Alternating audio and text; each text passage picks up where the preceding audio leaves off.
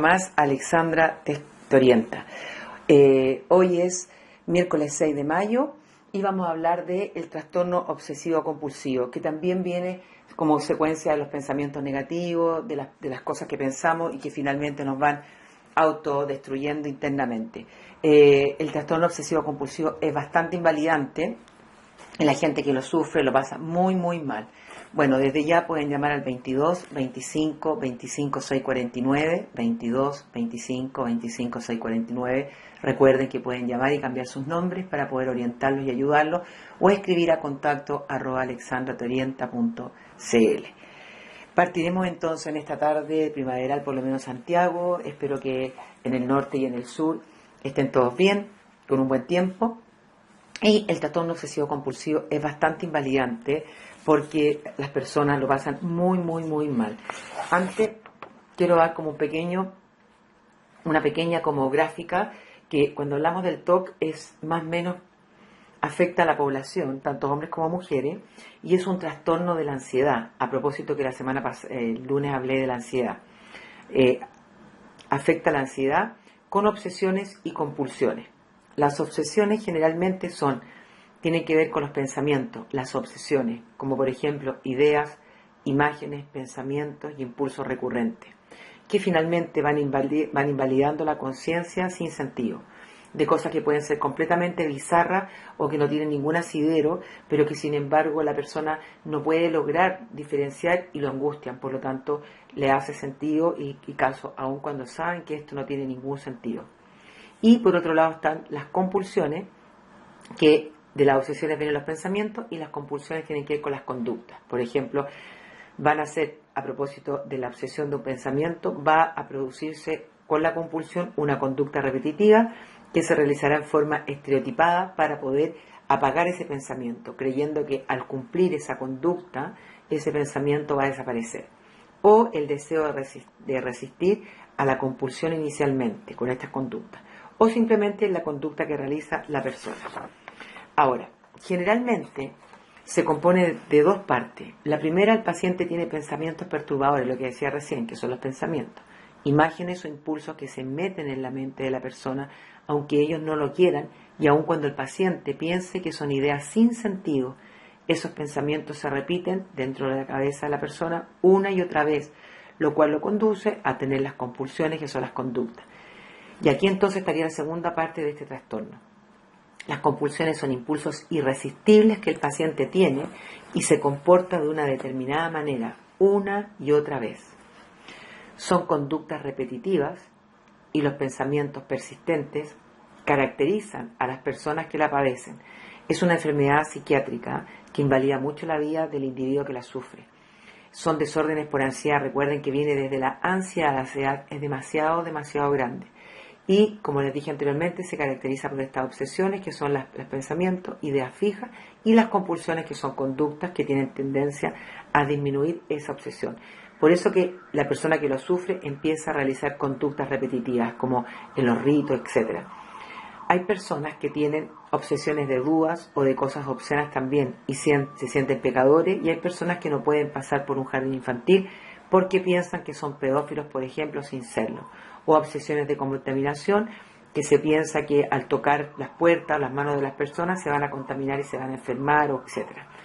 Y que hacen que el individuo en la decontaminación se lave las manos una y otra vez por miedo a contaminarse. Incluso hasta romperse las manos con los jabones, etc. Hay gente que se lava las manos con cloro una y otra vez. Bueno, es el más grave de los trastornos de ansiedad. Es el más grave. Por el tiempo de llevar los rituales que toma, por ejemplo, la persona que tiene que pasar 5 veces por la misma línea, se tiene que lavar las manos, o tiene que dar la vuelta, o están los verificadores, que son los que van a revisar si el gas quedó bien cerrado, si las llaves están cerradas, la puerta, si le echó llave a la puerta o el auto, etc. Y con esos rituales que empieza a desarrollar, que son las conductas derivadas de pensamiento, entonces la persona que lo sufre, tanto hombres como mujeres, van a empezar a aliviar la angustia que genera las obsesiones. Por lo tanto, si la angustia no la puede aliviar, va a seguir repitiendo conductas repetitivas una y otra vez, que finalmente le van a robar a veces todo un día. Hay gente que por estas conductas repetitivas finalmente están invalidadas en la casa sin poder salir o trabajar. la idea o imagen que se le presenta al individuo es muy a pesar y termina generando una angustia que se aminora con el acto que se hace. Ahora, en las causas ha sido muy difícil poder determinar cuáles son las causas del TOC, pero hay una serie de causas que sí se tienen como, que se investigan y que se creen que podrían ser factibles, como por ejemplo los factores genéticos pesan. Hay más probabilidades de tener un trastorno obsesivo compulsivo, tanto en los hombres como mujeres, más temprano en los hombres que en las mujeres, los hombres en la infancia y las mujeres entre los 20 y los 30 años. Y esto podría venir después de situaciones muy estresantes. Por ejemplo, uno podría pensar que niños que se desarrollaron en un hogar disfuncional cuando los padres estaban peleando, fue tanta la ansiedad, el miedo a la separación o el miedo a los golpes, el miedo a que uno de sus padres se muriera, qué sé yo, lo que podría pasar en la mente de un niño, que finalmente a lo mejor para quitar esa angustia, a lo mejor se puso a contar, a rezar, a hacer cosas, y que finalmente esa conducta quedó internalizada en su estructura cognitiva y que fue una conducta aprendida, una habituación. Por eso que el trastorno obsesivo compulsivo invalida tanto a las personas que lo sufren porque finalmente controla la mente de la persona. Se realizan rituales a diario que lo ocupan el día cuando hay un pensamiento que lo angustia. La voz del TOC, la voz interna, el self interno que está en la cabeza, le dice que tiene que repetir una acción una y otra vez para que el pensamiento se vaya. Realizar extraños rituales son complicados, toman tiempo, etc. Piensan, por ejemplo, que los padres pueden tener un accidente, entonces deben tocar madera una y otra vez, o caminar por unas líneas, o cepillarse los dientes una y otra vez, o lavarse las manos por miedo a la contaminación hasta romperla. Es parecido, por ejemplo, a supersticiones, pero se basa en creencias mágicas que no tienen sentido en el mundo real. Es tremendamente invalidante, de verdad, o sea, lo pasan muy mal las personas que lo sufren.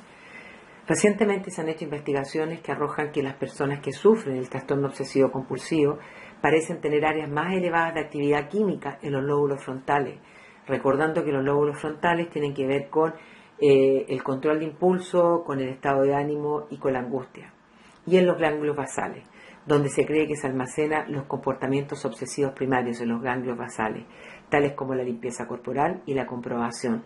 Se cree que esta actividad podría estar relacionada con una carencia de serotonina. La serotonina es una sustancia neuroquímica que transmite mensajes por el cerebro y se sabe que regula los comportamientos emocionales de la encargada, como la ansiedad, el miedo y la depresión.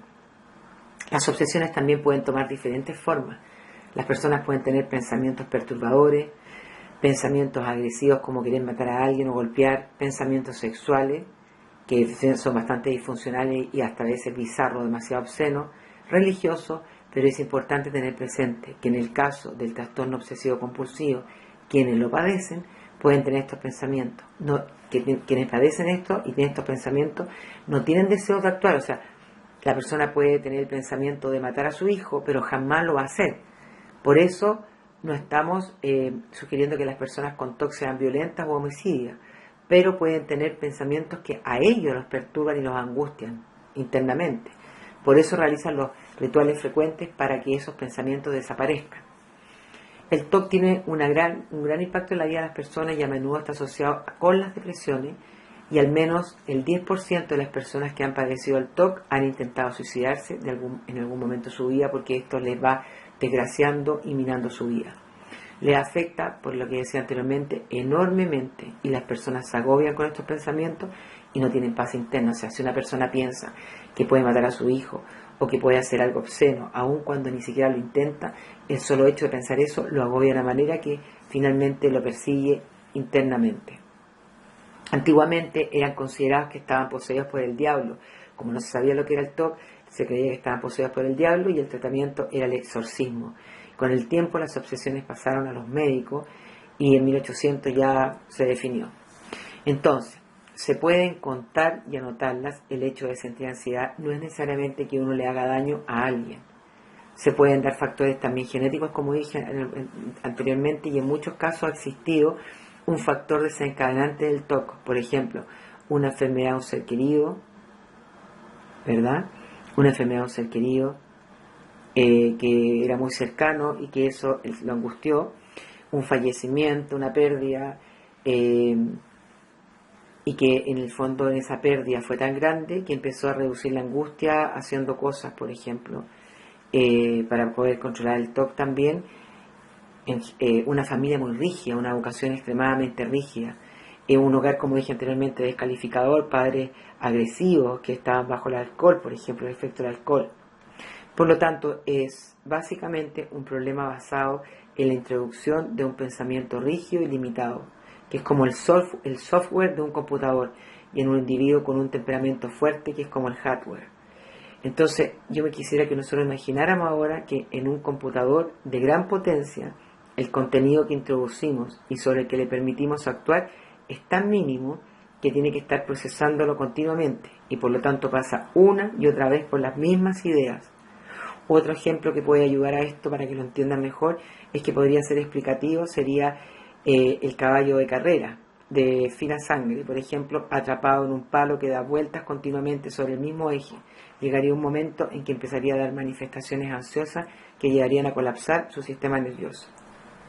Normalmente, detrás de un trastorno obsesivo compulsivo se esconden muchos miedos a la libertad, por ejemplo, miedo a sentir, miedo a experimentar, miedo a experiencias nuevas, miedo a emocionarse de verdad, a vibrar con la vida, etc. Por lo tanto, las personas afectadas se adaptan a un sistema moral y a un sistema de actuación prefabricado, normalmente por sus padres, por su entorno o derivado de una educación muy estricta. Entonces se vive en falso, se vive en un permanente como si, y acudiendo a terapeutas que le enseñen a parar los pensamientos y a psiquiatras que les cedan, que les den sedante, como los neurolípticos, para poder estar tranquilos y en paz y disminuir esta ansiedad que les provoca el pensamiento. Esto pasa a ser generalmente una tortura interna para la persona, por eso que pierde la estabilidad emocional y la paz interna, que es tremendamente importante para poder estar tranquilos en la vida, para poder trabajar, estudiar, etc. Entonces, con esta tortura que algunos padecen, se puede salir, pero hay que formatear y borrar todo ese contenido, despertar nuevamente los sentidos y aceptar las verdades más profundas que van a subyacer en cada uno de nosotros. Y eso puede significar que tú no eres una persona en la que te has convertido, y que a lo mejor tus sentimientos, tus necesidades, tu vocación, tu rabia, tu celo, tu odio, tu amor, tu desamparo, abandono, nunca han podido ser expresados de verdad. Y finalmente, hasta los abusos se expresan con esta enfermedad que es tan grave, que es como el TOC. ¿Y todo esto cómo se hace? Para poder ayudarse, primero se empieza por reconocer lo que sabes, lo que sientes y lo que piensas, que no te atreves ni a pensar porque se convierte en una obsesión.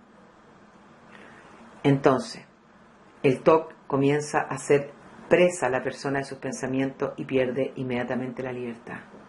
Y por último, no existe una moral rígida, válida para todo el mundo, ni siquiera los que predican pueden dar ejemplo de ello. Solo el amor puede constituirse en nuestra ética personal, pero a veces para llegar a él hay que poder expresar la rabia y el odio de forma canalizada, pero expresarlo.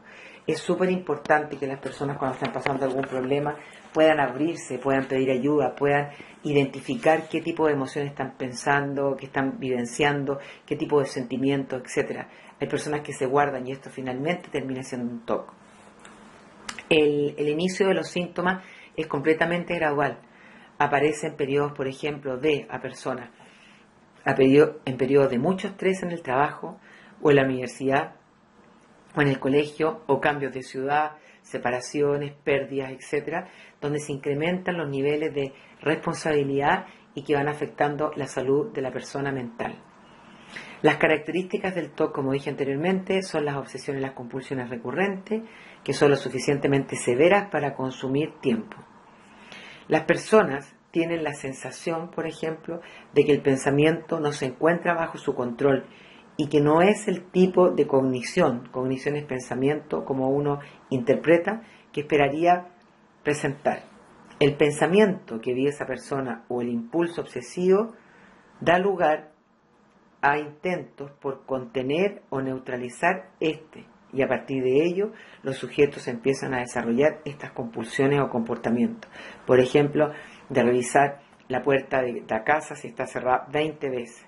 Generalmente sienten vergüenza por sus pensamientos y son muy reservados. les cuesta mucho abrirse y contar que tienen este problema. Principalmente, la diferencia entre el trastorno obsesivo compulsivo, por ejemplo, y el trastorno adictivo o de impulsos, es que los pensamientos obsesivos y las conductas compulsivas o las conductas compulsivas, por ejemplo, son en su mayor parte no deseables y desagradables. Al contrario, en el caso de la adicción, el trastorno obsesivo compulsivo no conlleva ninguna anticipación de saciedad o placer, no produce placer. La conducta que se lleva a cabo es para reducir la incomodidad y las preocupaciones que generan ese pensamiento de lo que podría pasar. Ahora, ¿cómo diagnosticar que uno tiene un TOC? A través, generalmente se va a un psiquiatra o un psicólogo, y a través de la historia de los síntomas y las quejas que pueda relatar el paciente frente al profesional y el grado en el que los síntomas interfieren en el funcionamiento diario. Uno podría decir, por ejemplo, una persona tiene que ir a trabajar o tiene que ir al colegio, a la universidad, y que finalmente se levanta a las 5 de la mañana porque tiene que lavarse las manos una y otra vez y se empezar atrasada, lo angustia porque si no se lava las manos, etcétera, etcétera, no puede pasar algo. Entonces ahí empiezan a perder mucho tiempo realizando esas conductas. Tenemos ya un llamado telefónico.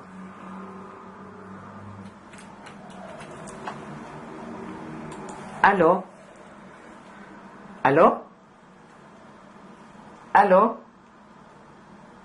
¿Aló? ¿Aló? A ver, ¿hay un problema? Parece que la persona no me escucha, así que voy a subir un poco el volumen. Bueno, pero finalmente, mientras le contesto, ese es el tema que pasa con el TOC y que es tremendamente invalidante. Y eso es lo que está pasando. Voy a ir a una pequeña pausa y ya luego regresamos para poder solucionar el problema.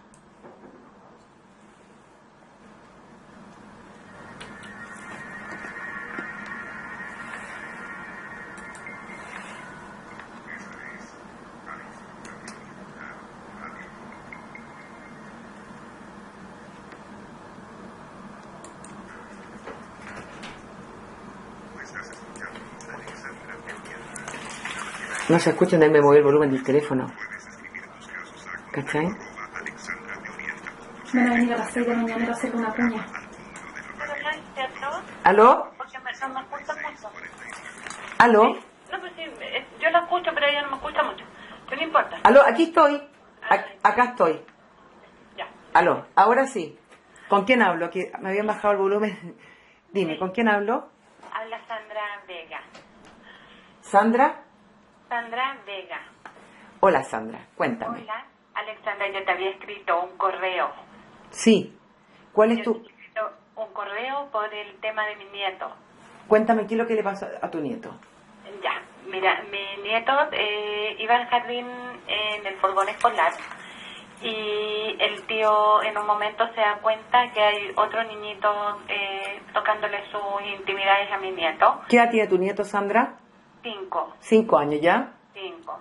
Entonces le comentó a mi hija se preocupó mucho y con su pareja fueron a hablar al colegio. Entonces, primero que todo hablaron con mi nieto y él le contó, se lo dijo súper normal y le dijo, mamá, yo le decía que eso no se hace, pero él solo me decía que tú te ibas a enojar mucho si le contábamos. O sea, si él le contaba a la mamá se iba a enojar mucho con él. Entonces ahí se le habló, se le explicó, me contaba mi hija y después ellos fueron a conversar al jardín y en el jardín le dijeron que iban a conversar también con la otra mamá y que iban a ver qué acciones tomar. Pero el tema que me preocupa a mí y bueno, yo después hablé con mi nieto, él estaba súper contento, no se veía con mayor como que lo hubiera afectado tanto. Pero mi tema y mi pregunta es cómo enseñarle a él a defenderse y que él no sea agresivo. O sea, que para defenderse él no llegue a ser agresivo, pero sí que sepa decir que no con firmeza, siendo tan chiquitito. ¿Cómo lo puedo ayudar? Alexandra, por favor. Mira, lo que pasa aquí es lo siguiente. Se supone que nosotros los padres tenemos la obligación desde chiquitito, por todos estos abusos que hay y que vienen de hace mucho, de 1000 años atrás, pero que ahora se pone más atajo porque hay más comunicación, ¿cierto? Porque se habla mucho más del tema abiertamente. Uno debe desde chico educar a los hijos diciéndoles y enseñándoles que nadie puede tocar sus partes privadas, y más que la mamá o el papá, por ejemplo, y que o la nana, la abuela, pero personas que sean cercanas, y que finalmente cualquier cosa que pase, siempre hay que tener la credibilidad ante los hijos, que los niños se sientan seguros, porque ese es otro tema, que cuando ellos vayan a expresar su sentir porque los tocaron o los amenazaron y todo, se sientan con la seguridad y la cercanía que obviamente los padres lo van a escuchar y lo van a creer. Y en el fondo, aunque son súper chiquititos y indefensos y que la persona adulta los puede amenazar, porque no es fácil lo que tú estás planteando, que ellos sepan que si hay una persona que quiere tocarlo, quiere tocar sus partes privadas, él ya sabe que eso es malo, y con la seguridad sabe también que la persona estar atento y que uno le puede explicar que los podrían amenazar, cosa que no sientan miedo. Claro que perfecto. ¿Te fijas? Porque Ahí entendí esa parte, sí. ¿entendiste? Porque generalmente estos temas no se tocaban y había mucho abuso. Entonces, cuando los papás también no confían en sus hijos, o todavía pasa, o simplemente la persona los amenaza, obviamente que sienten miedo, pero si tú le estás diciendo desde chiquitito, mira, pasa esto, estas partes son súper privadas, no te las puede tocar nadie más que tu mamá, tu papá, o yo que soy tu abuela, que soy más cercana, o la nana, pero de esta manera lavando no sé qué.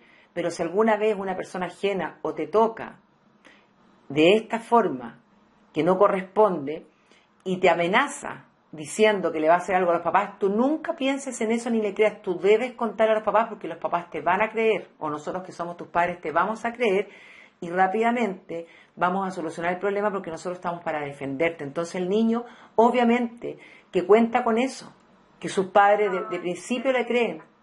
Sí. ¿Te hace sentido? Sí, por supuesto. El Sí, problema sí, es que muchas niñas y muchos niños callan porque piensan que sus padres no les van a creer, y así hoy día llegan a cada paciente de 40, 50, 30 que fueron abusados en la infancia y que finalmente incluso cuando destaparon todo, hablando con sus padres ya adultos, tampoco les creyeron. Entonces, claro, entonces el dolor es un doble dolor de haber sido abusado, y además que sus padres tampoco lo hayan escuchado. Por eso que es importante, por ejemplo, yo cuando eduqué a mis hijos que ya son adolescentes, con este tema siempre les dije, nadie puede tocar sus partes privadas, ningún tío ni hermano, porque de repente los niños, nada, yo y la persona que mejor me ayudó a criarlo. Cualquier cosa que pase, yo siempre les voy a creer y que nadie los amenace. Cosa que ellos, aunque fuera no sé qué, yo les creyera, para que ellos tuvieran la puerta abierta y la cercanía, de que de partida el padre y la madre les creen. Ay, que eres linda. Sí, porque te juro que esto me tenía con mucha angustia, porque aparte el tío no fue quien lo tocó, sino que fue otro niño, otro chiquitito de la misma edad de él. Entonces ese era el tema, pero te encuentro todo el sentido de lo que me estás diciendo. Ahora, ojo, que los niños también empiezan a explorar su cuerpo, entre hombre y hombre, o entre hombre y mujer y todo, y también hay que explicarle que si pasa una cosa así, porque se están explorando, que también deben contarle a los papás, porque a veces en esa exploración hacen cosas, descubriéndose, y también sienten placer aún cuando son chicos, pero después sienten culpabilidad, y que también puede producir un trastorno conductual de pensamiento, incluso hasta hacer un TOC de lo que estoy hablando. Por eso que es bueno que ellos sientan que está la cercanía, y que los padres, en vez de enojarse, a decir que esas cosas no se hacen, porque en el fondo hay que explicarle que, porque yo también he tenido pacientes que han jugado cuando chicos con los hermanos y han sentido placer, pero después se les han desgraciado la vida por sentir que hicieron algo malo. Claro. Y por eso que, qué bien. ¿te fijas o no? Sí, sí. Entonces le digo, pero ¿qué culpa tenías tú cuando eras pequeña? Y lo han callado hasta los 40 años. ¿Qué culpa tenías tú si tú y tu hermana, entre hermanas también, no sabían? Y esto es completamente normal, porque se empiezan a descubrir el cuerpo, sintieron placer, pero no por eso tú eres lesbiana o le hiciste daño a tu hermana, y tú le sacas un tremendo peso. Por eso que es re importante el cómo nosotros le explicamos a nuestros hijos. Ay, qué linda. Oh, no. Te pasaste. Bueno, verdad no sé qué decirte. Nada, pues si estamos acá para eso. Cualquier cosa, tú puedes llamar y darle los datos a gente para que se meta en la página, para que pueda escuchar y pedir ayuda. Por supuesto. A Ya. quien me escucho, inmediatamente le doy tus datos. Listo, que tengas me alegro. Cualquier cosa, duda, me escribes o me llamas. Ya, te pasaste. Muchas gracias. Que estés bien. Chao. Chao, chao. Bueno, ahí entramos en la comunicación con los padres, que es tan importante en poder comunicarnos, en poder decir, tenemos otro llamado telefónico. ¿Aló? ¿Aló? ¿Con quién hablo? Hola Macarena, cuéntame. ¿Qué edad tienes, Macarena? Lo pensaste, ¿eh? Sí, pero no da lo mismo, si no, no da lo mismo. Con Macarena, hay millones de Macarena, así que no te preocupes. Cuéntame, ¿tú estás casada, soltera? Soltera. ¿Qué haces? ¿Estudias? ¿Ya eres profesional? Ya. ¿Cuál es tu motivo del llamado? ¿Tienes crisis? ¿Hace cuánto tiempo tienes crisis de pánico?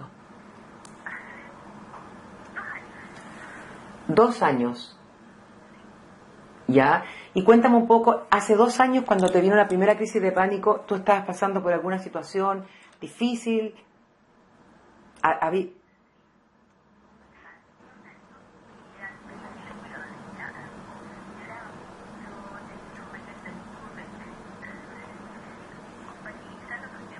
¿Te estresaste?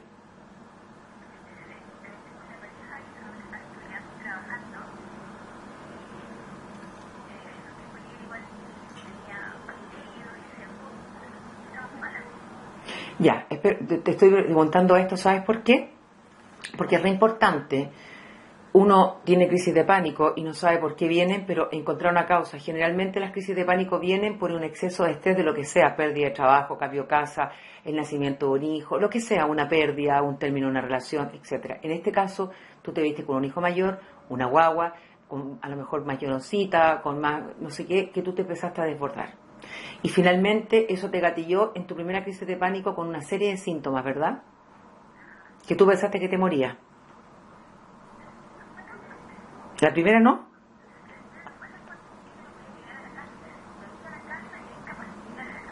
Ya.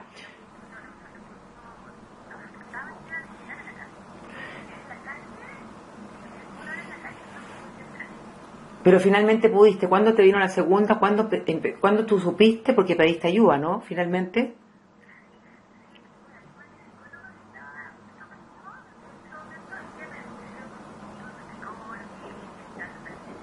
¿Te hiciste tratamiento? No, o sea, después que ella te explicó, tú seguiste estos 2 años hasta hoy día sin tratamiento. Ok. Y tú entonces tengo que pensar que algo te ayudó, porque ella te explicó y todo. ¿Qué pasó después? ¿Cuándo fue la última crisis de pánico que tuviste?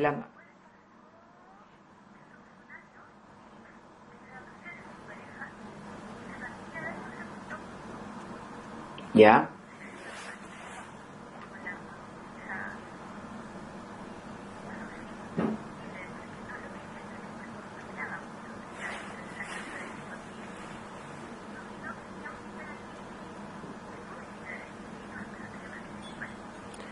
Ya. ¿Cómo saliste de las crisis de pánico? ¿Esas fueron con taquicardia?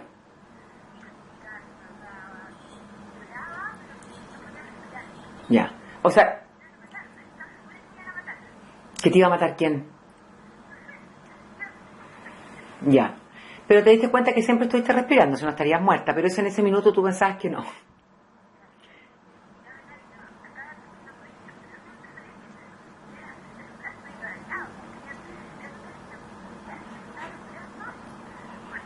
Ya. ¿Cuándo fue la última, la más reciente, que te hace llamar por teléfono y pedir ayuda?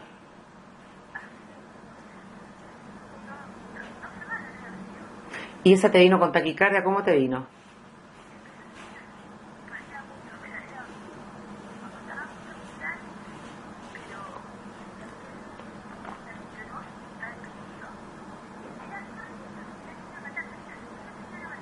Perfecto. ¿Y te vino angustia?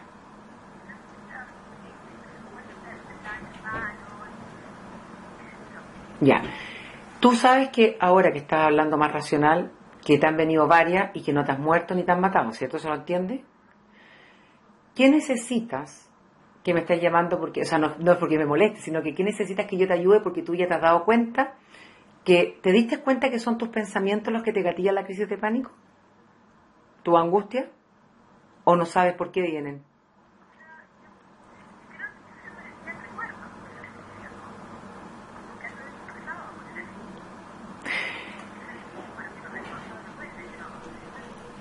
No sé, acá no es nada ridículo. Ya, escúchame, acá no es nada ridículo. Todo lo que nos pasa nos invalida. Te voy a explicar. Tú te diste cuenta en lo que hemos estado hablando, que has tenido situaciones como difíciles donde te has visto expuesta en peligro o muy estresada y que te han gatillado una angustia, ¿verdad? ¿Eso lo entiendes? Cuando la angustia se te ha gatillado por estos pensamientos, porque te trataron mal los suegros, porque tu hijo estaba muy chico, había mucha demanda de ello, etcétera, etcétera, se te gatilla esta angustia, y esa angustia, para que tú entiendas y escuches los auditores, y quiero que entiendas esto, para que tú sepas que no te vas a morir, ni nadie te va a hacer daño, y lo que tú tienes que hacer ya te lo voy a explicar. Nosotros tenemos en nuestra cabeza dos amígdalas, que no son las amígdalas que están en la garganta, ¿ok? Que son bien chiquititas, que están en el cerebro y que tienen que ver con que tienen que ver con las emociones, ¿ya?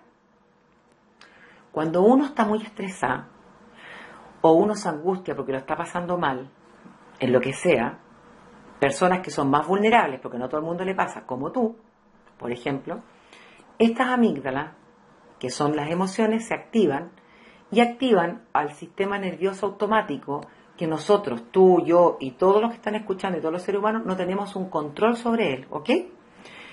Y ahí se activa el sistema simpático, que de simpático no tiene nada, porque ese, por el miedo tuyo, por tu angustia, es el que produce taquicardia, falta de aire, comienza a generar más adrenalina, temblan tus manos, sientes calor o sientes frío, sensación de como que no estuvieras dentro de ti, una serie de sintomatologías que son completamente adversos y disfuncionales que te hacen pasarlo muy mal. ¿Vais entendiendo? En ese momento, como a ti te han pasado varias veces ya, y tú no te has muerto ni nadie te ha hecho daño y tú lo logras entender, lo único que te queda por hacer es tratar de respirar profundo y botar el aire una y otra vez, porque tu cuerpo, tu sistema nervioso automático en ese minuto está desestabilizado.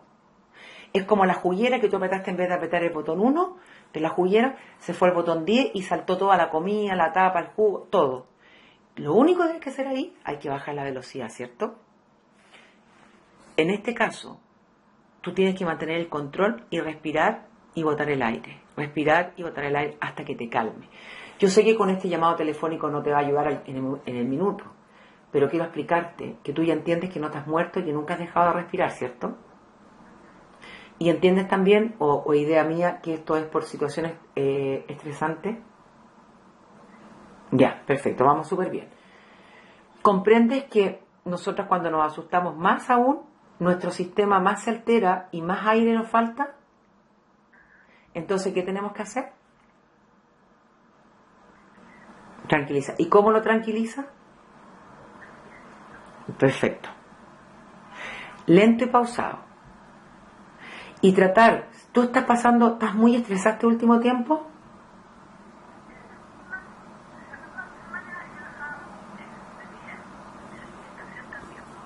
¿En qué situación estabas antes y ahora? ¿Y antes? Pero, a ver, escúchame. ¿Quién crees tú que te puede hacer daño? Eso es importante. ¿Aló? ¿Aló? Se cortó. Bueno, ahí está de nuevamente. ¿Aló? Se cortó. ¿Quién crees tú que te puede hacer daño?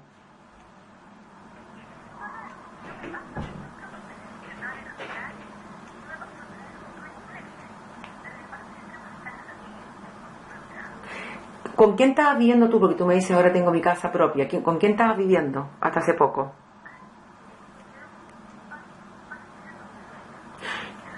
Perfecto. ¿Y por qué tú sientes que te pueden hacer daño? Aunque no lo van a hacer, pero ¿por qué tú piensas? ¿Te maltrataban? Ya, ¿te pegaron? Entonces, lo que yo estoy pensando en tu caso, que tú tuviste maltrato y una educación rígida de gritos y golpes, ¿cierto? Tú frente a la autoridad sientes miedo, autoridad llamo a personas, profesores, suegras, padres, gente, eso, sientes miedo, jefes.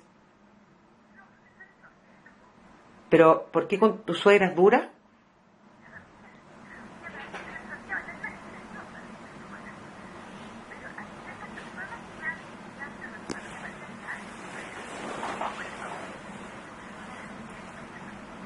¿Pero te han maltratado literalmente? ¿O tú crees porque tú fuiste maltratada de chica?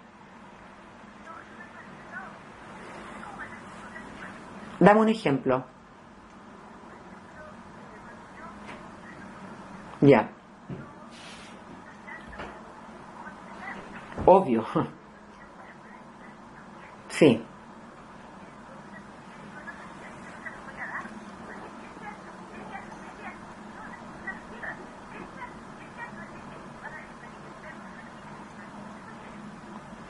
Ya, pero eso no es descalificación. Eso es una imposición.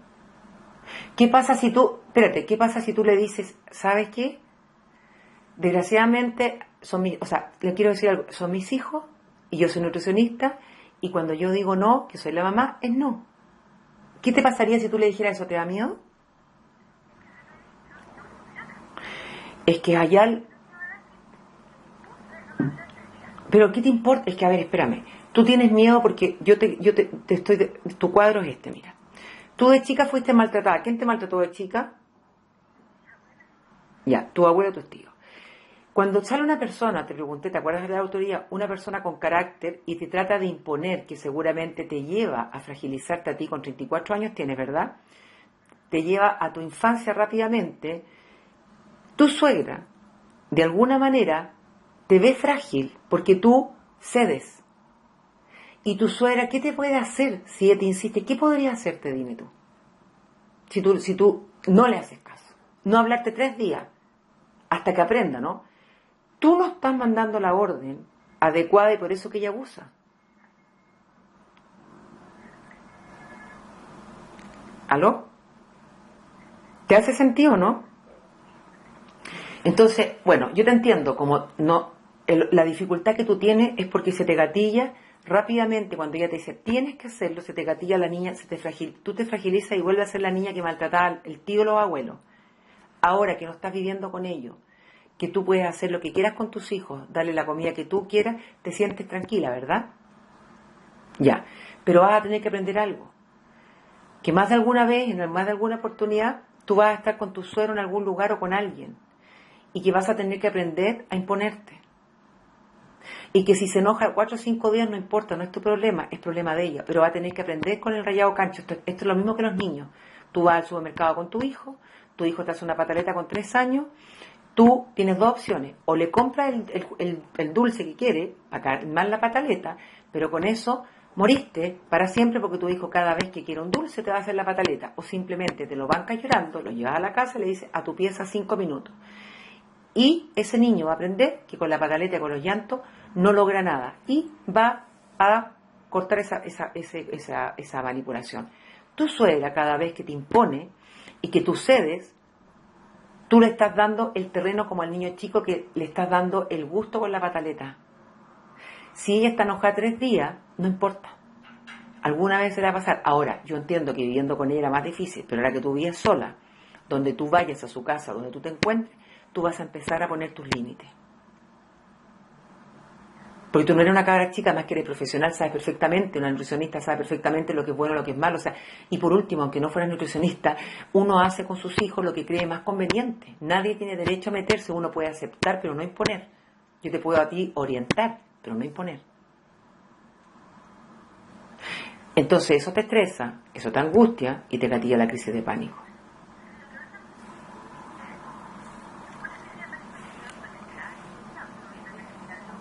No, cálmate. Mira, para que tú te relajes, yo tuve crisis de pánico hace 20 años atrás. Las crisis de pánico son completamente normales. No es de gente, o sea, normal es porque es una enfermedad entre comillas, no es una persona loca, no tiene un trastorno mental ni nada. Las crisis de pánico, te vuelvo a repetir, es una mala cognición o significación que nosotros hacemos, nos asustamos y nos viene la sintomatología. Tú no te vas a volver loca, no, porque aunque hayas tenido una vida cuando pequeña disfuncional, no tiene que ver con locura, tiene que ver con estrés y que se activan estas alarmas y que viene esta sintomatología. Y que de la única manera que tú tienes que salir de esto es a través de los ejercicios de respiración. En mi página, en la página www.alexandra te orienta de mi radio, tú vas a entrar a programas en los postcards de crisis de pánico y vas a escuchar. Pero también hay tips, y en esos tips hay un montón de escritura de cosas de crisis de pánico, ejercicios de respiración, que quiero que los leas. Y quiero que recuerdes algo que es re importante. Cuando yo pienso que me voy a volver loca, solo pensar eso me genera angustia. Cuando me genera angustia, finalmente yo termino haciendo un síntoma. Entonces nosotros tenemos que controlar los pensamientos negativos. Tú no te vas a volver loca, eres una persona normal. La crisis de pánico son sensaciones súper complicadas que se gatillan por estrés y que finalmente activan este sistema simpático, pero no tiene que ver con la locura. Estás lejos de estar loca, ¿me entiendes? Porque si tú piensas en eso te vas a ¿cómo se llama? A invalidar mucho más. ¿Ya? Eso es. ¿Te queda alguna idea, alguna duda con algo? Dime.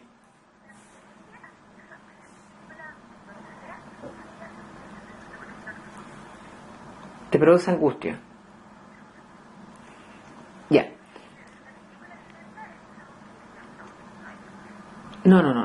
Lo que pasa que, claro, tú tienes una situación traumática no tratada, que es la violencia que recibiste cuando niña, que es lo que no te permite a ti defenderte frente a tu suegra, que finalmente ella sale con la suya y te vas a llevar delante de tus nietos, restándote autoridad. Que esto no significa que yo vaya a pelear con mi suegra, pues yo podría decir, querida suegra o señora tanto, ¿sabe qué?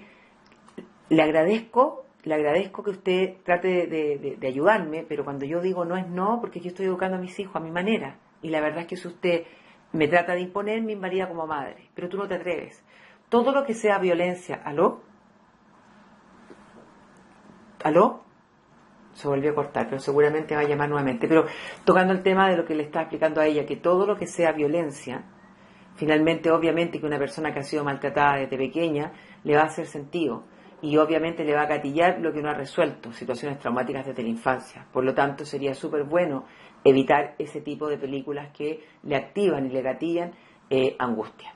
Bueno, ahora nos vamos a una pequeña pausa, pero pequeña pausa que tengo que contestar unos mails y continuar con los temas. Y luego regreso con más. Alexandra te orienta.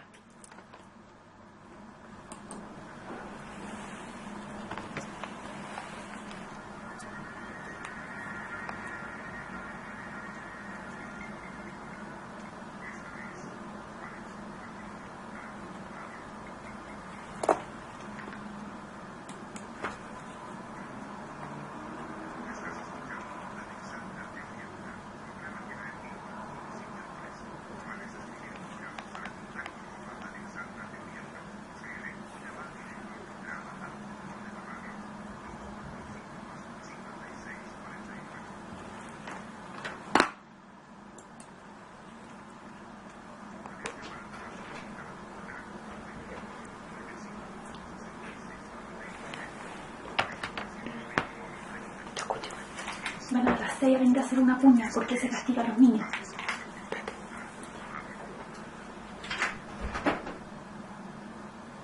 Ya estamos nuevamente con Alexandra Torienta. Encuentro súper, los quiero felicitar porque ya se están atreviendo más a llamar por teléfono y así uno los puede ayudar. En siempre la conversación y en la comunicación directa, uno va preguntando y va ayudando. No es lo mismo que en un mail. A veces los mails son muy largos. Acá tengo un mail que me manda cortito, Alejandra, que no voy a decir su apellido, dice: hola, consulta, ¿es bueno o malo que me obliguen a conducir para superar mi fobia a conducir? Mi marido, mi familia me dicen que solo está en mi mente. ¿Es la solución a mi problema? Porfa, ayúdame con una respuesta. Alejandra, esa no es la respuesta. O sea, esa no es la forma. Quiero decirte que cuando hay una fobia o un miedo, es por alguna razón puntual.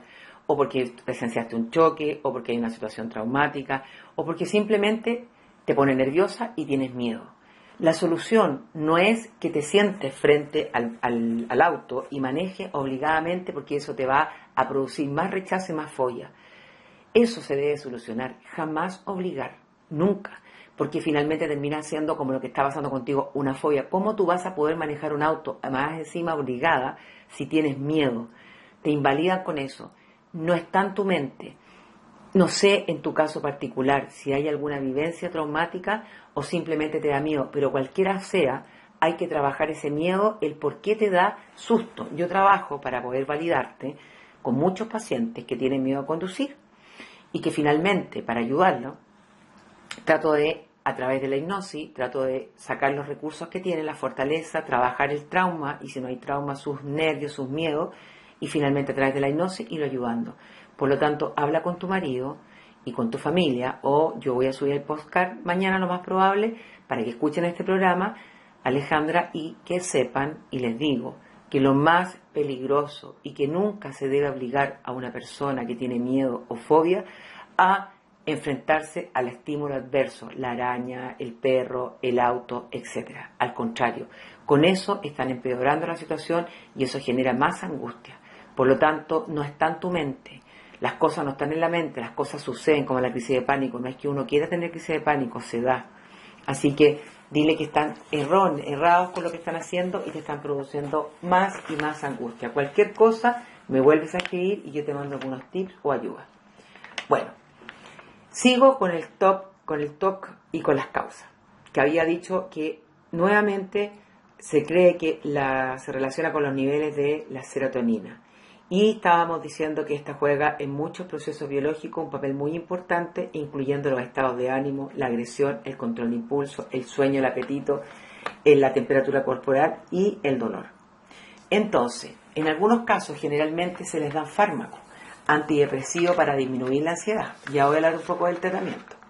Pero en este tratamiento también, ¿qué es lo que hay que hacer? Es muy difícil, ya en el TOC, porque hay conductas repetitivas y muchos miedos. Por lo tanto, lo que uno hace con un paciente o el tratamiento adecuado es que muchas veces se pueda tomar fármacos que generalmente son antidepresivos, que tienen que ver también con la serotonina y que disminuyen un poco la ansiedad. También la terapia cognitivo-conductual. ¿Por qué la terapia cognitivo-conductual? Porque la terapia cognitivo-conductual se va trabajando con el paciente y se va enfrentando al miedo, al estímulo adverso, y se van haciendo, ponte tú, de lunes a viernes horarios y calendarios donde en qué momento, para descubrir qué tipo de emociones o qué tipo de emociones negativas son las que le provocan la angustia.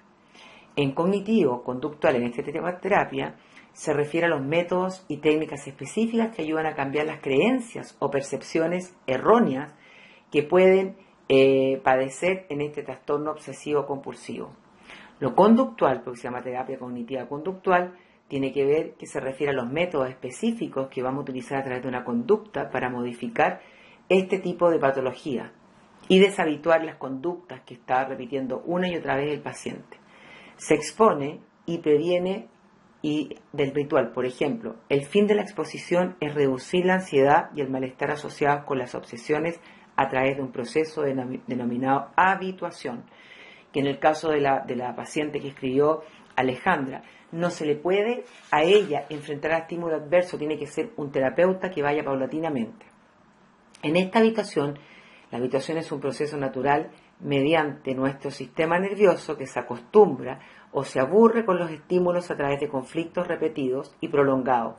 Y esto se realiza empleando una exposición de larga duración frente al estímulo que le produce ansiedad y ante situaciones que evocan rituales, y esto se denomina entonces exposición en vivo.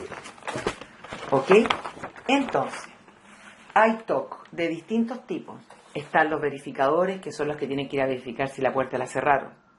Están los que tienen miedo a la contaminación, que piensan que si van en el metro, en la micro, o si una persona que está como enferma, o etcétera, le da la mano, se van a contaminar, y que a veces se llegan a sacar toda la ropa fuera de la casa para no contaminar a las personas que viven dentro. Están los de pensamientos, que tienen que ver que hay personas que piensan que son homosexuales, aun cuando nunca le ha gustado un hombre o una mujer. Y que puede matar a su hijo o a su hermano, o etcétera, aun cuando nunca ha tenido un intento de conductas con esto. Están también los pensamientos de los pedófilos que también jamás en su vida han tenido una cercanía de hacer algo así. Esto se gatilla por lo que les dije recién, por los pensamientos.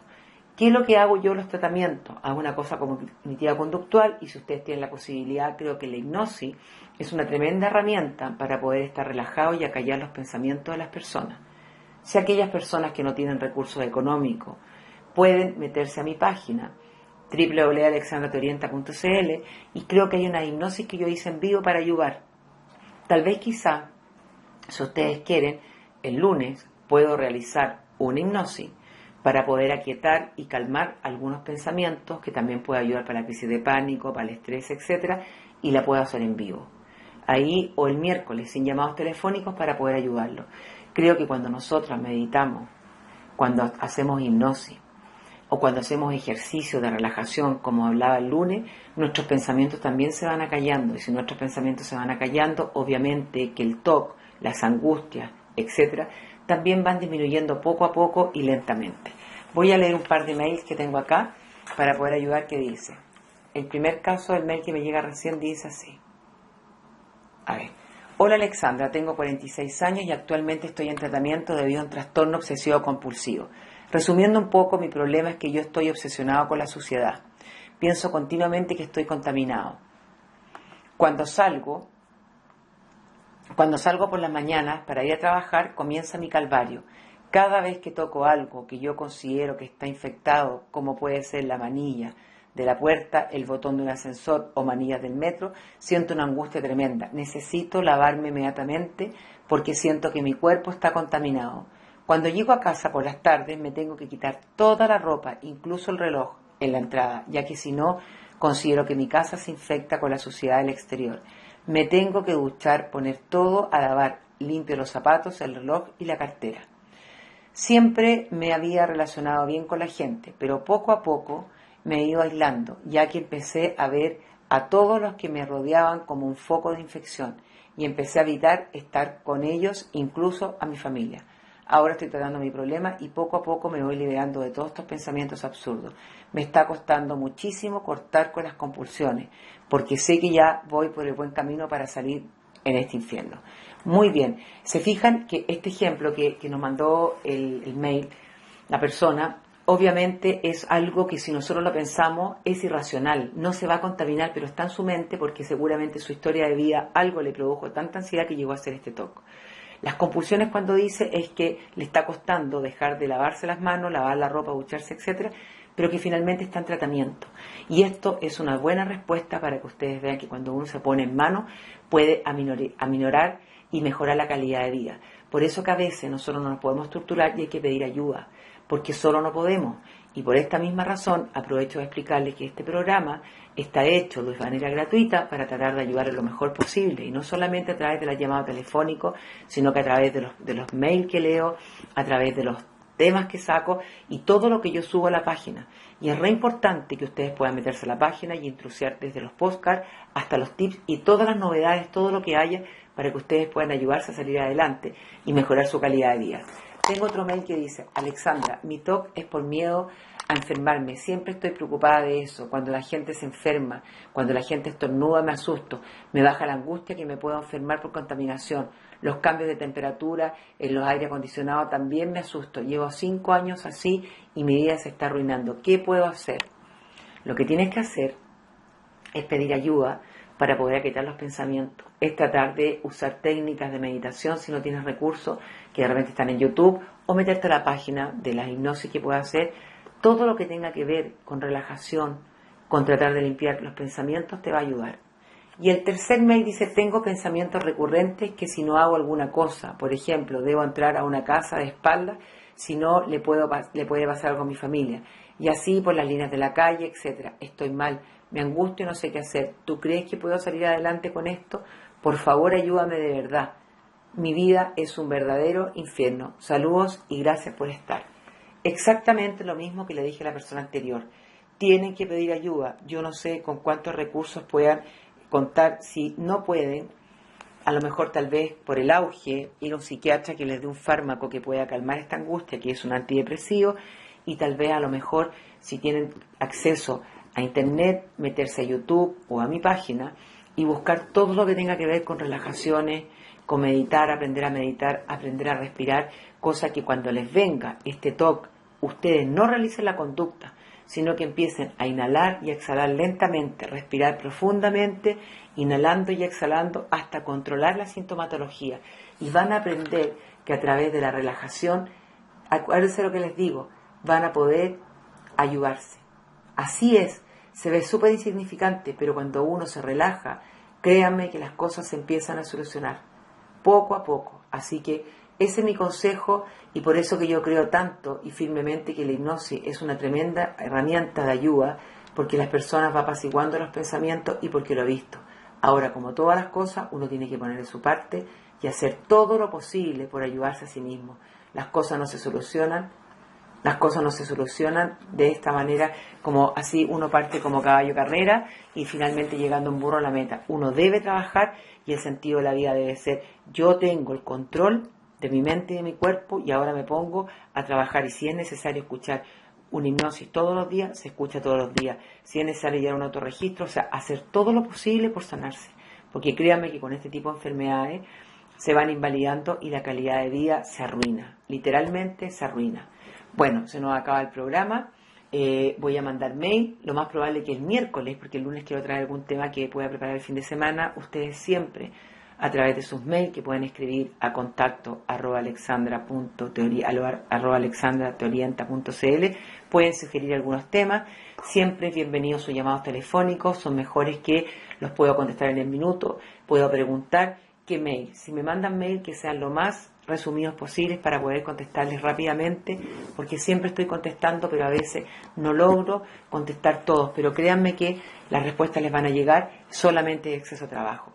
Les mando un abrazo gigante, saludos, que tengan, ya estamos miércoles, cuando venga el fin de semana, un lindo fin de semana.